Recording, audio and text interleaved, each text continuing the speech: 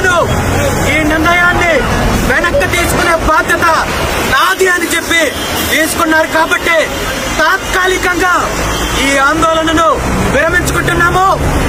న్యాయం చేయనట్లయితే రైతులతో కలిసి రాబోయే రోజుల్లో ఉధృతంగా పోరాటం చేయడానికి సిద్ధంగా ఉన్నాము. ఈ ఆందోళనకు మద్దతు ఇచ్చిన రైతులను, నాయకులను ఎవరైతే అరెస్ట్ చేశారో వాళ్ళందరినీ బేషరతుగా విడుదల చేయాలని పోలీస్ డిపార్ట్మెంట్ వాళ్ళని డిమాండ్ చేస్తున్నాను.